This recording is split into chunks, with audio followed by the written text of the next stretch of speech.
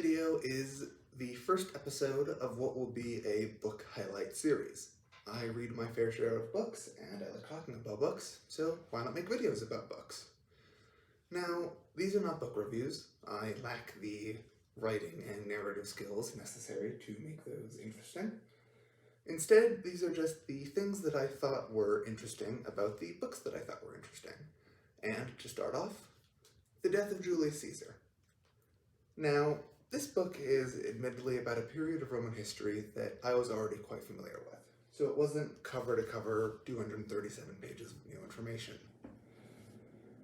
But, given that this video exists, you may have inferred that there are in fact some highlights. Now, first off is something that I did not know about Marc Anthony. If you're not familiar with Marc Anthony, he was Julius Caesar's second-in-command for much of their overlapping careers, kind of in spite of himself. He frequently showed up to Senate meetings drunk and occasionally vomiting, and he did the political dirty work of auctioning off the estates of all of Julius Caesar's dead enemies, and keeping much of them for himself. The thing that I did not know is that Antony, as the bright and politically savvy Roman that he was, had the idea of traveling around the city of Rome in a chariot pulled by lions. Next up is the impressively convoluted nature of Brutus's family relationships. He was the son of Servilia, who was Julius Caesar's mistress. Servilia was the half-sister of the senator Cato, who was one of Julius Caesar's least favorite people, and it seems likely that the feeling was completely mutual. And Brutus was also the brother-in-law of his co-conspirator Cassius. Now, regarding Cato, when Cato died, Brutus commissioned the senator Cicero to write a pamphlet to be distributed among the Roman people celebrating Cato's life. For whatever reason, Brutus was not happy with the result and wrote his own Cato pamphlet.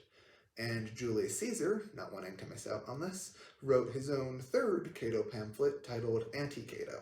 Just to give a sense of the writing in this book, here's an excerpt. Brutus, it seemed, spent half of his life living up to Cato's unyielding expectations and the other half living them down. Now, if you're wondering how a group of 5 senators could murder Julius Caesar, the answer is that Julius Caesar had gotten rid of all of his bodyguards.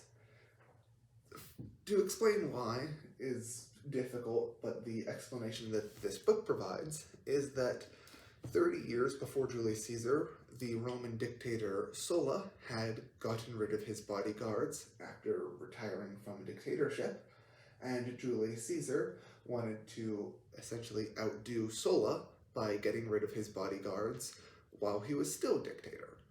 And he wasn't completely defenseless. He had 24 lictors assigned to him by the Roman Senate, which were basically senatorial bodyguards, but he had gotten rid of his own private bodyguard force. And, just for the sake of irony, of all of the 23 stab wounds that Julius Caesar received, only 5 of them were while he was alive, and only a single one of the stab wounds was even fatal. Now, the last thing is a deeply amusing bit of irony about the aftermath of Octavian's life. Now, this book is basically broken up into 3 parts. The first being the history leading up to and the planning of the assassination of Caesar, and then the immediate aftermath and sort of the politics that ensued as a result of that assassination, and then Marc Anthony and Octavian, sort of the rest of their history makes up the last third of the book. Now, Octavian fought a war against Marc Anthony and won, and he became Rome's first emperor in effect. He never called himself emperor, but he was emperor and everyone knew he was emperor. But when he died, he had no children who could take up the throne in effect. And so the throne passed to his adopted son, Tiberius. When Tiberius died, there was a very similar problem. So rather than passing to a direct descendant of Octavian, who was also known as Augustus, the throne went to the descendants of Octavian's sister, Octavia. And Octavia's children were fathered by Marc Anthony, because they were married for not that long, but a little while. And so Marc Anthony, who was basically killed by Octavian, or died as a result of Octavian, had more of his descendants who served as Roman emperors than Octavian did. Well, that's all for now. This is a really good book. I do recommend reading it if you are interested.